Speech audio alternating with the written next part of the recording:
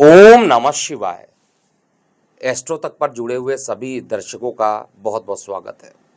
देखिए, आज बहुत इम्पॉर्टेंट वीडियो के बारे में बात कर रहे हैं क्योंकि साल में एक बार ऐसा दिन आता है जब देवगुरु बृहस्पति अपना राशि परिवर्तन करते हैं।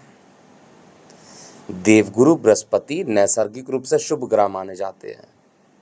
कुंडली के दूसरे, पांचवें, नौवें, 10वें और एकादश भाव के कारक माने जाते हैं और नैसर्गिक रूप से शुभ ग्रह हैं।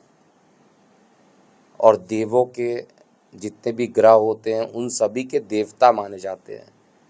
इवन सूर्य जो ग्रहों के राजा हैं उनसे भी बढ़कर बृहस्पति देवता को माना जाता है कि कहीं पर लिखा भी हुआ है कि राजा से भी ज़्यादा पूजनीय अगर कोई होता है तो वो गुरु होते हैं, वो किसी के भी गुरु हों। अब ये देवताओं के गुरु हैं।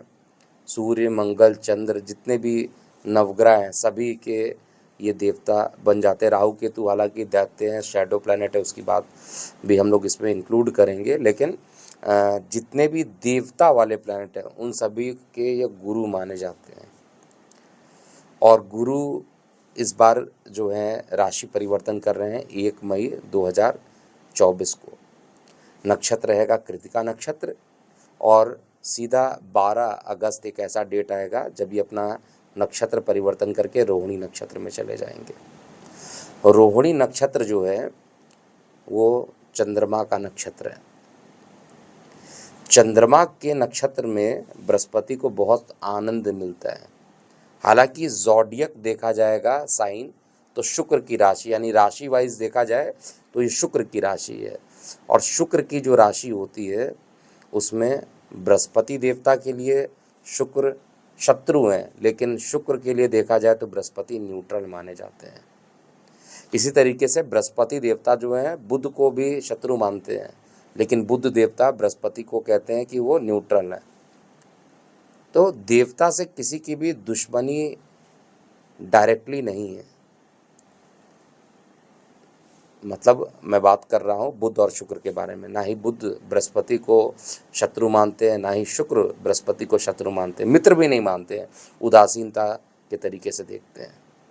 20 अगस्त को मृगशिरा मंगल के नक्षत्र में बृहस्पति का राशि नक्षत्र परिवर्तन होगा। और उसके बाद 9 अक्टूबर एक ऐसा डेट आ रहा है जहाँ पर बृहस्पति देवता वक्री हो जाएंगे, पीछे चलने लगेंगे, रहेंगे वृषभ में ही और वहीं पर वक्री हो जाएंगे। और 28 नवंबर को ये फिर रोहिणी नक्षत्र में पहुंच जाएंगे, फिर मार्गी होंगे और फिर अंत में 14 मई 2025 को ये अपना राशि परिवर्तन करके मिथुन में चले जाएंगे।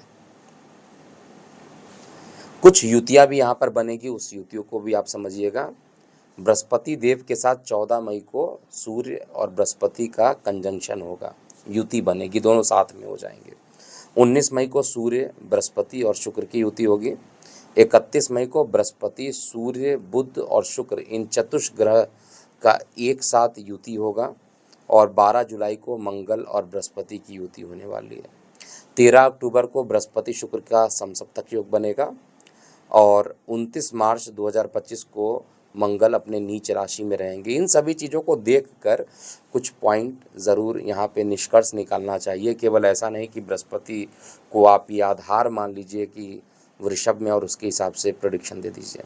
बाकी जो भी ग्रह चेंज कर रहे हैं उसके रिस्पेक्ट में भी जो चेंज होगा उसको भी हमें देखना बहुत ज़्यादा इम्पॉर्टेंट है। तो चलिए प्रारंभ करते हैं। अब हम बात करते हैं अगले लग्न का, वृषभ लगन। वृषभ लगन में बृहस्पति देवता लगन में ही उपस्थित होंगे, शत्रु राशि मित्र नक्षत्र में, लेकिन लगन में ही ये रहने वाले हैं। अब लगन के बृहस्पति वैसे ही दिशा बली है, लेकिन वृषभ लगन एक ऐसा लग्न बनता है जहाँ पर बृहस्पति देवता को कभी भी अच्छा परिणाम देने वाला नहीं माना जाता है। पोजीशन अच्छी हो जाए तो बात अलग है, लेकिन बृहस्पति लगन में दिशा बली हो जा रहे हैं, आपका अष्टमेश दिशा बली हो जा रहा है। अब अष्टमेश जो होता है हमेशा रुकावटों का घर होता है और लगन में ही आकर बैठ जाए तो शारीरिक दुर्बलता यहाँ पर देखने को मिलेगी। साथ में जो लोग रिसर्च डेवलपमेंट कर रहे हैं उनको रिसर्च डेवलपमेंट में पॉजिटिव रिजल्ट तो मिलेगा, लेकिन ड्यूरेशन थोड़ी सी परेशानियां बीच में बहुत सारी आएंगी। इनकम का भी मालिक बृहस्पति देव हैं और लगन में बैठ रहे हैं, इनकम आपके बढ़ जाएंगे, लेकिन हर कार्यों में बृहस्पति देव के कारण कुछ ना कुछ परेशानी उत्पन्न होगी। अब ये सब कुछ डिपेंड करता है कि आपका लग्नेश कहाँ पर बैठा है, यानी शुक्र कहाँ पर बैठा है। अच्छे जगह पर बैठा है तो आपके रिजल्ट बहुत अच्छे होंगे, खराब जगह पर शुक्र भी बैठा हो तो रिजल्ट भी बहुत खराब चलेगा।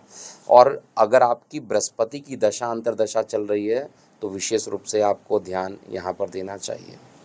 शारीरिक परिश्रम जितना ज़्यादा आप कीजिएगा उतना ही आपको धन लाभ मिलेगा। इस बात को आपको नोट करके रखना चाहिए कि मेहनत से पीछे नहीं हटना है और लगातार शारीरिक परिश्रम करने के बाद ही आपको धन लाभ मिलेगा।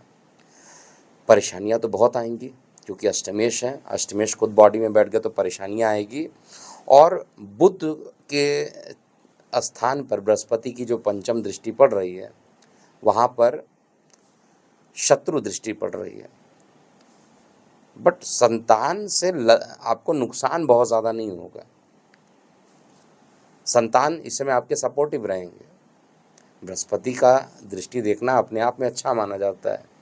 भले ही शत्रु क्षेत्र में इनकी दृष्टि पड़ रही है, लेकिन संतान से आपको अच्छे ही रिजल्ट मिलेंगे। यहाँ पर हो सकता है उधर संबंधित किसी प्रकार की परेशानी डेवलपमेंट हो जाए, कफ शरीर में ज़्यादा बने क्योंकि कफ के कारक भी बृहस्पति देवता माने जाते हैं।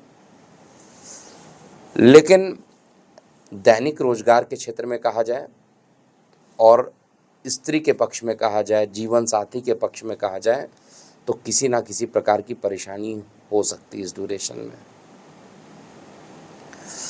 बृहस्पति की 9वीं दृष्टि और वो भी नीच दृष्टि धर्म स्थान पर पड़ रही है, तो स्वाभाविक है कि धार्मिक स्थान पर कुछ ना कुछ परेशानी बृहस्पति देव करने का प्रयास करेंगे। लेकिन आप भी जिद पकड़ लीजिए कि आपसे कोई गलत कार्य नहीं करवा सकता है। आप ऑनेस्ट हैं, आप हमेशा ऑनेस्ट रहेंगे, आपसे कोई गलत कार्य नहीं करा सकता है। और धार्मिक यात्राओं पे जाने से पहले बहुत ज़्यादा ध्यान दीजिएगा। अगर शुक्र की स्थिति सही है तभी धार्मिक यात्राओं पर जाइएगा। शुक्र अगर अच्छी स्थिति में नहीं है तो आपको धार्मिक यात्राओं के दौरान बहुत कठिनाइयों का भी सामना करना पड़ेगा।